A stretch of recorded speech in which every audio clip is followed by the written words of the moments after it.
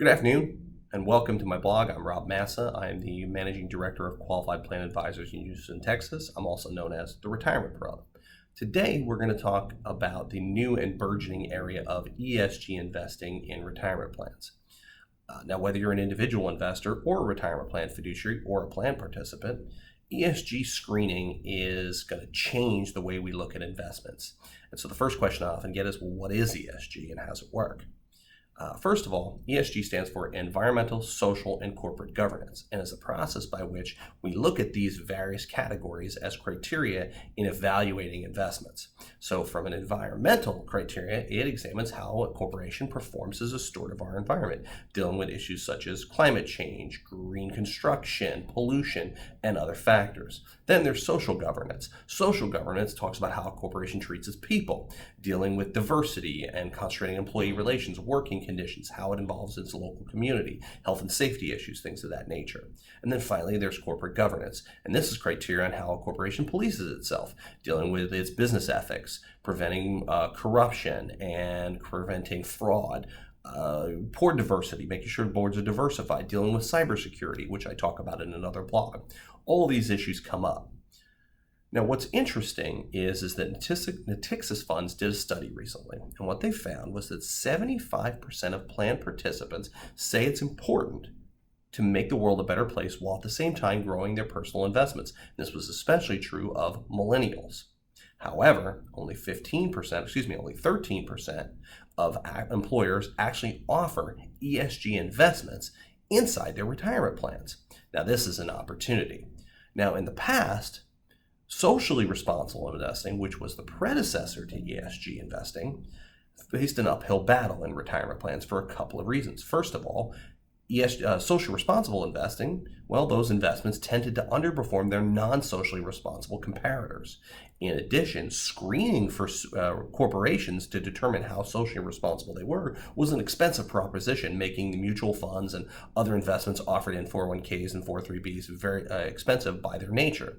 This has begun to change since ESG has now gone much more mainstream and has ingrained themselves into corporate cultures and corporations like Delta Airlines, Microsoft, Home Depot, Quanta Services, General Mills, just to name a few. The tide's begun to turn. And now ESG has become a lot more important in those corporate cultures, and now it's about allowing these investments to compete more effectively on a performance basis with their non-ESG comparators. So, a few things to keep in mind. I always like to give takeaways, and here's a few takeaways if you're thinking about implementing an ESG investment strategy into your retirement plans. First, think about what you're doing as a corporation. Look at your corporate culture. Are you, in your corporate culture, doing things already that are ESG or ESG related? You want to take that into consideration, because if you're already taking steps as a corporation to run your own firm with ESG in mind, you're going to want to implement those similar criteria and be consistent with what you're doing personally with what you do as an investment strategy. Number two, you want to talk to your advisor. Does your advisor have the capability to screen investments on an ESG basis? Can they look at these criteria and give you feedback and say, okay, these investments are more ESG compatible than these? If they can't, then maybe it's time to talk to a different advisor about what they can do. Number three, record keeper, similar issue. Can your record keeper actually offer you investments as part of their platform on it that do have ESG criterion? Can they give you access to them? Because if they can't give you access to those investments, then you're going to need to be at a place that can give you access to them so that your employees can invest in those strategies. Number four, then it's time to do the hard work and get into your investment policy statement.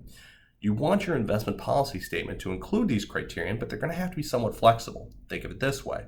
How important will ESG criterion be on a weighted basis versus performance, versus expenses or risk-adjusted return? You have to think about this. Are they going to be the first criteria? Are they going to be the lowest criteria, or somewhere in between? You have to keep that in mind. You're going to have to make this adaptable and flexible. Why? Because fifth and final point, ESG is a relatively new field, and it's going to change. In 5 years, we'll be looking at ESG very differently than we do today. And so your criteria is going to have to be adaptable and updated regularly as the process evolves and the technology evolves to dive deeper and deeper into how corporations deal with ESG criterion. So keep that in mind when you're building this out. I hope you found all of this information helpful and very interesting, and you can use this in your own retirement plan management or your own personal investments. If you have any questions, you're welcome to reach out to me. I'm on LinkedIn as Rob Massa. You can also reach out to me at rmassa@qualifiedplanadvisors.com. Watch my blog at The Retire Pro on Twitter. And as always, I want to thank you all for tuning in, and I'm wishing everyone a successful retirement.